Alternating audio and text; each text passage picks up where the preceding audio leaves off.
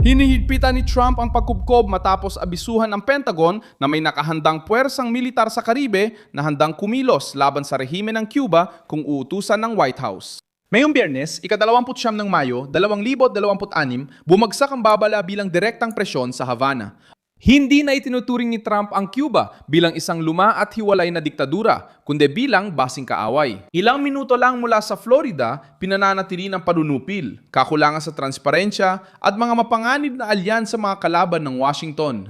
Kabilang sa pagkubkob ang mga barko, eroplano, mga marines, pressure sa ekonomiya, kasong kriminal kay Raul Castro at matinding talumpati ni Marco Rubio laban sa komunismong Kubano. Ano ang gusto ni Trump mula sa Havana? Bakit target ang rehimeng Kubano ngayon? Paano ito matatapos?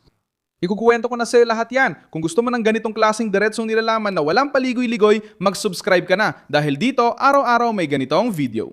Nangyayari ang pamunahing kilos sa Caribe malapit sa baybayin ng Amerika kung saan may kakayahan ng hukbong dagat ng Estados Unidos na magbigay ng presyon sa Cuba sa dagat at himpapawid.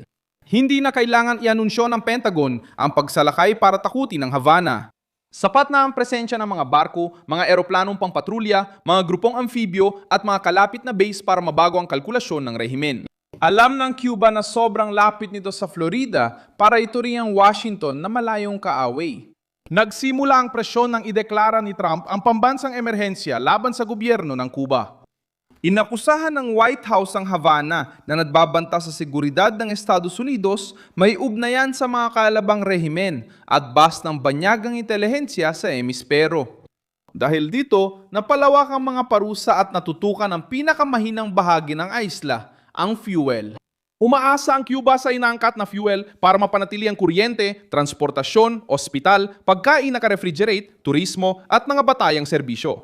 Kapag ginigpitan ng Washington ang daloy na ito, lumalabas ang epekto sa mga brownout, sa mga pila, sa tigil na transportasyon at sa inis ng mga tao na pagod na sa mga pangakong revolusyonaryo. Isinisisi ng rehimeng sa Estados Unidos, pero ang totoo, ang diktadurang nagdulot ng bansang walang kasarinlan, walang kasaganaan at walang madaling lusutan. Isa si Marco Rubio sa unang leader ng pamahalaang Cuban na pumasok sa opensibang ito. Alam niya na ang Cuba ay hindi lang simpleng isla na may crisis. Ang Cuba ay matagal ng ideolohikal na sentro ng mga kaliwang rehimen sa rehiyon na may impluensya sa Venezuela, Nicaragua at mga kaalyadong kontra sa Washington. Dahil dito, hindi lang kay Miguel Diaz-Canel nakafocus ang presyon ni Trump. Tinututok niya ito sa estrukturang komunista na tumagal sa pagbebenta ng imahe ng paglaban habang nagdurusa ang mga tao sa kakulangan. Ang paratang kay Raul Castro ay nagbukas ng bagong larangan ng pag-atake. Itinutok ng kagawaran ng hustisya ng Estados Unidos kay Raul Castro, dating pinuno ng Cuba, ang kaso ng pagpapabagsak sa mga eroplano ng Brothers to the Rescue noong 1976. 4 na tao ang namatay, kabilang ang mga mamamayang Amerikano. Si Raul noon ay ministro ng depensa. Ang paratang ay hindi lang basta isang pagtatangkang arestuin siya. Ginagawa nitong target ng batas ang pamunuan ng Cuba at inalis sa rehimen ang moral na proteksyong lagi nitong sinusubukang ipakita sa mundo. Hindi malamang na isuko si Raul Castro ng Havana. Kinakatawan pa rin niya ang lumang gwardya ng sistema kahit hindi na siya formal na namumuno sa gobyerno tulad dati. Hindi kailangan ni Trump na isuko siya ng Cuba bukas para magwagi sa yugtong ito. Nandyan na ang epekto sa politika. Itinuring ng Washington bilang akusado ang makasaysayang pangalan ng rehimen sa pagkamatay ng mga Amerikano. Naglalagay ito ng presyon sa mga militar, diplomat, panlabas na kaalyado at mga operator na nakapaligid sa elite ng Cuba.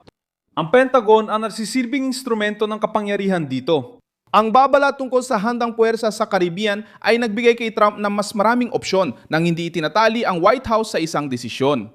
Pwede niyang palakasin ang mga blokeyo, dagdagan ng pagmamatsyag pandagat, pahirapan ng supply, magpakita ng lakas, suportahan ng panloob na presyon, o itabi ang opsyong militar para sa tamang panahon. Ang ganitong kalabuan ay nagiiwan sa Havana na hindi alam kung saan manggagaling ang susunod na dagok. Ang presensya ng Amerika ay mensahe rin sa Rusya at China. Hindi tinatanggap ni Trump na gamitin ng mga estratehikong karibalang Cuba bilang punto ng impluensya malapit sa baybayin ng Amerika. Maaring ipakita ng Havana na normal lang ang kooperasyon, ngunit nakikita ng Washington ang panganib sa intelihensya, teknolohiya at pampulitikang presyon.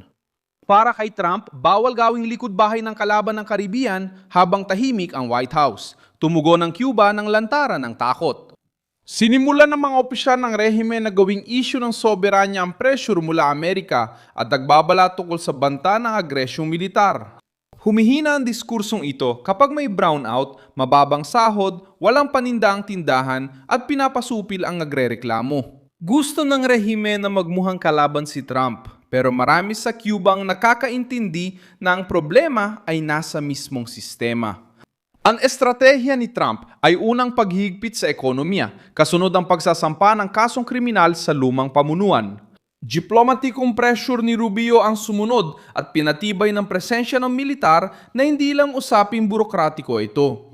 Ang kombinasyong ito ay naglagay sa Havana sa pinakamasamang posisyon, walang pera, fuel, prestihyo at walang kasiguraduhan sa reaksyon ng Amerika.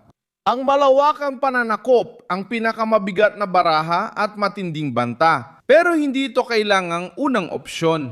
Ayon kay Trump, mas epektibo ang presyon kung ramdam ng rehimen na linggo-linggo lumalala ang kanilang sitwasyon. Ang paglapag ng militar ay magdadala ng panganib, propaganda para sa diktadura at pampulitikang kapalit. Ang maingat na pagdiin ay maaari magdulot ng hidwaan na hindi ginagawang bayani o biktima ang Partido Komunista.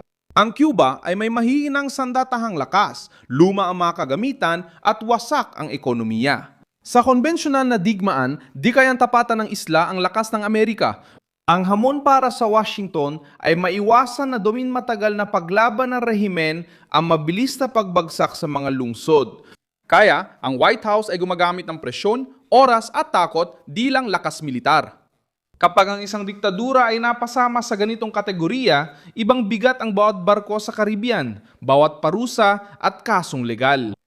Mahalaga rin ang pagbagsak ni Maduro sa likod ng mga eksena. Sinubaybayan ng Havana ang operasyon ng Amerika laban sa Caracas at alam nitong nawala ang isang mahalagang bahagi ng proteksyon nito sa reyon.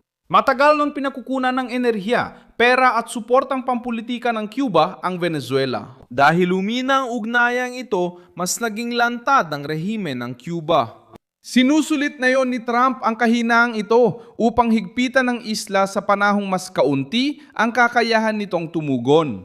Maaring panatilihin ng White House ang lahat ng opsyon habang minamasdan ang posibleng hidwaan sa rehimen. Sinusubukan ng Havana na magpaliban, ngunit na yon, ang oras ay laban sa kanila. Nakakainis sa mamamayan ng bawat pagkawala ng kuryente. Ang bawat parusa ay naglalayo ng kaalyado. Tumataas ang presyon sa bawat pahayag ni Rubio. Bawat kilos ng Pentagon ay nagpapakitang malapit ang Estados Unidos. Nilagay ni Trump ang Cuba sa ayaw nitong posisyon. Ang reaksyon ay pwedeng magpalala ng sitwasyon, habang ang pag-atras ay magpapahina. Ang pagwawalang bahala ay napapabilis ng pag-iisa. Hindi lang utos militar ang kailangan para matapos ang pagkubkob. Nangyayari na ito dahil sa pinagsama-samang mga hakbang na sumasakal sa Havana habang nagpapanatili ng puwersa ang Pentagon sa Caribe at nakatutok ang hustisya ng Amerika sa lumang pamunuan. Ako si Milson Alves Global, internacionalista, at layunin kung bigyan ka ng tapat na impormasyon araw-araw. Nasa video description ang mga news link. I-like ang video, mag-subscribe sa channel at basahin ang mga komento para maging mas aktibo sa Milson Alves Global Community.